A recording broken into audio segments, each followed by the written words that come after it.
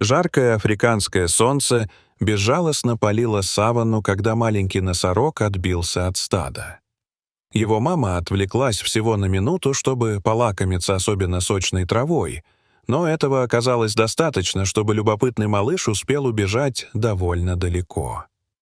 Детеныш был очарован яркими цветами, которые покачивались на ветру, и, перепрыгивая с места на место, он совсем не заметил, как оказался в незнакомой части саванны. Высокая трава мягко шелестела под его маленькими ножками, а где-то вдалеке слышалось пение экзотических птиц. На своем пути малыш встречал различных животных — газелей, сурикатов и жирафов. Все они настороженно наблюдали за маленьким носорогом, инстинктивно чувствуя опасность его одиночества в саванне. Внезапно детеныш остановился, уловив изменения в окружающей обстановке. Воздух словно сгустился от напряжения, а привычные звуки саванны стихли. Маленькое сердце носорога забилось чаще, когда он заметил движение в высокой траве. Где-то вдалеке пронзительно закричала птица, предупреждая других обитателей саванны об опасности. Термиты спешно скрывались в своих земляных башнях, а мелкие грызуны забивались поглубже в норы. Несмотря на юный возраст, инстинкты уже подсказывали детенышу об опасностях африканской саванны. В стаде он не раз наблюдал, как взрослые носороги настораживались при появлении хищников. Из зарослей медленно появились фигуры львов. Их мускулистые тела переливались в лучах солнца, а глаза были полны охотничьего азарта. Прайд медленно окружал маленького носорога, методично сужая круг. Детеныш озирался по сторонам, инстинктивно ища защиты стада, но вокруг были только львы. 8 взрослых особей, каждая из которых значительно превосходила его размерами.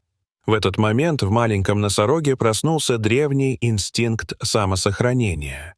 Страх никуда не делся, но к нему добавилась природная решимость защищать свою жизнь. Его поза изменилась, ноги крепче впились в землю, готовясь к обороне. Самая крупная львица сделала первый выпад, но детеныш, движимый инстинктом самосохранения, неожиданно развернулся и попытался боднуть ее своим маленьким рогом. Львица отпрянула, не ожидая такой реакции от молодой добычи. Обычно детеныши других животных либо замирали от страха, либо пытались убежать. Пыль, поднятая во время схватки, медленно оседала в лучах послеполуденного солнца. Капли пота стекали по бокам маленького носорога, а его дыхание становилось все более частым. Вдалеке виднелись силуэты антилоп, которые замерли, наблюдая за необычной сценой.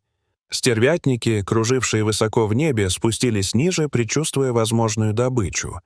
Это придало малышу больше уверенности, и он продолжил защищаться, поворачиваясь вокруг своей оси и пытаясь держать всех хищников в поле зрения. Каждый раз, когда лев или львица приближались слишком близко, он угрожающе мотал головой и пытался боднуть их. Его маленький рог, хоть и не мог причинить серьезного вреда, но заставлял хищников держаться на расстоянии. Детеныш начал издавать предупреждающие звуки, пока еще не такие громкие, как у взрослых носорогов, но достаточно решительные.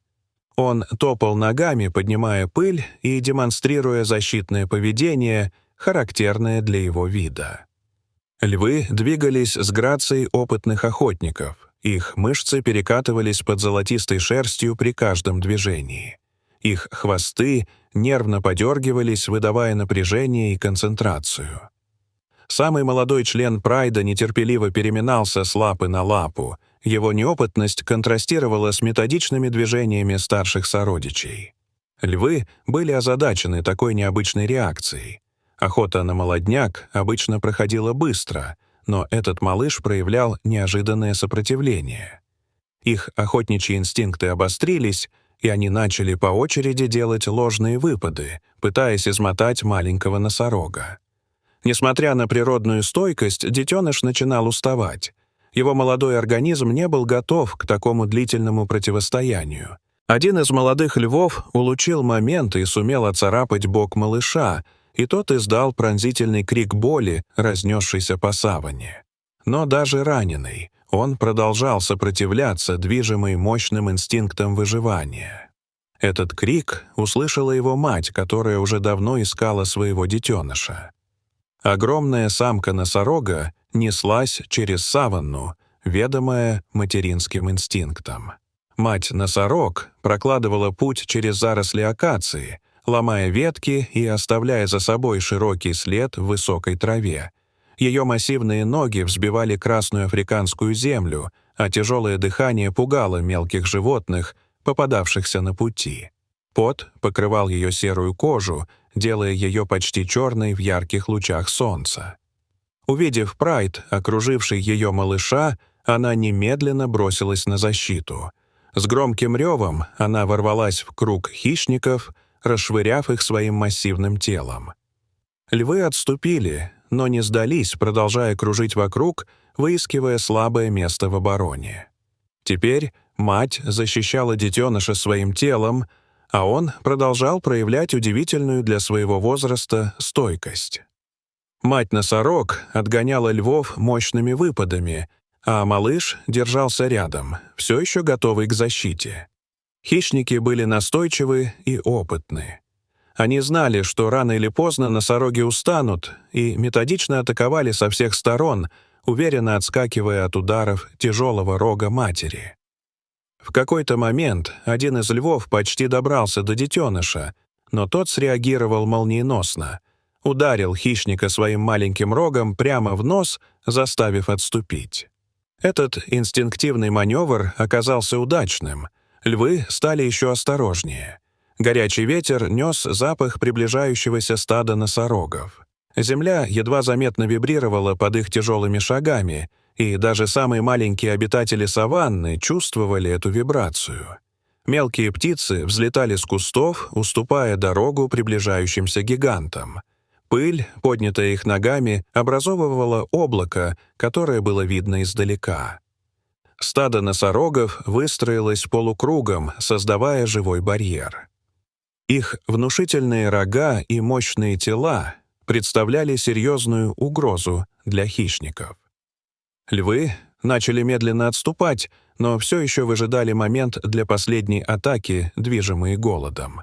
В этот момент послышался рев моторов. Приближались джипы рейнджеров национального парка. Рейнджеры двигались на своих джипах осторожно, стараясь не создавать лишнего шума.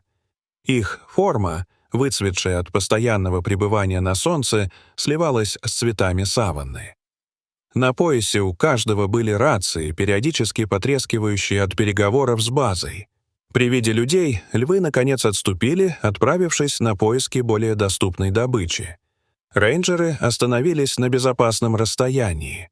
Опытный ветеринар, заметив ранение детеныша, достал свой потертый кожаный саквояж с медикаментами, который много раз выручал его в подобных ситуациях. Дождавшись, когда стадо немного успокоится, он осторожно приблизился.